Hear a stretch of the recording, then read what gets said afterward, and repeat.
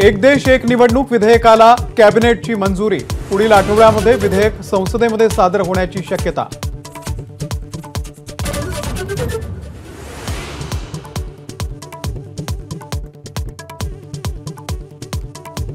अमरावती, भिवंडी आणि संभाजीनगरसह 17 शहरात एनआयएचे छापे।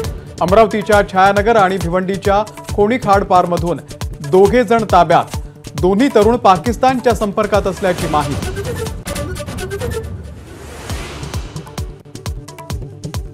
परभणीमधील परिस्थिती नियंत्रणात, 300 ते 350 जणांवरती गुन्हे।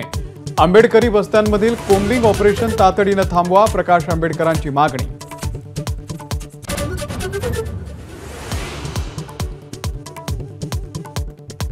विरोधी पक्षनेतेपदासाठी अजून प्रस्तावच आला नसल्याची विधानसभा अध्यक्ष नार्वेकरांची माहिती। सभागृहामध्ये विरोधकांचा आवाज न दाबण्याची ही ग्वाही।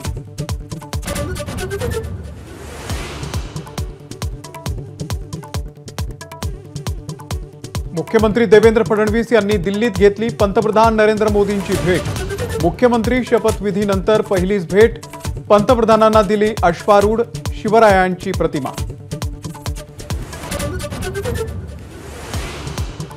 उपमुख्यमंत्री अजित पवार यांनी संसद भवनामध्ये घेतली गृहमंत्री अमित शहांची भेट। प्रफुल्ल पटेल, सुनील तटकरे आणि सुनेत्रा पवारही होते उपस्थित।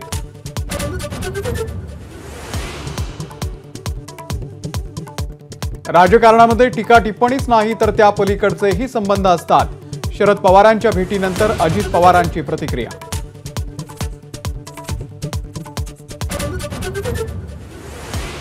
दिल्लीमध्ये अमित शहांसोबत झालेल्या बैठकीमध्ये महाराष्ट्र मंत्रिमंडळाचा फॉर्म्युला फायनल। भाजपचे 20, शिंदेंचे 12 तर अजित पवार यांचे 10 मंत्री होणार।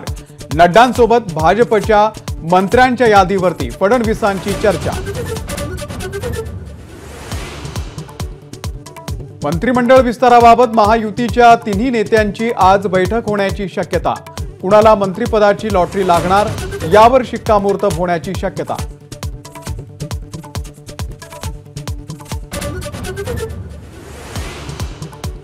नंदुरबारमध्ये कुपोषणामुळे बालमृत्यूंचा आकडा पुन्हा एकदा चिंताजनक स्तरावर। एप्रिल ते ऑक्टोबर या दरम्यान जिल्ह्यात 398 मृत्यूंची नोंद।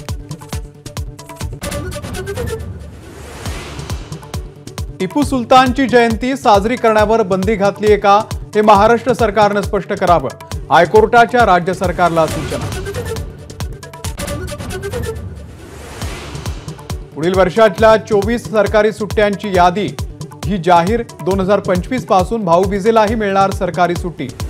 4 सुट्ट्या रविवारी आल्यानं सरकारी बाबू खट्टू।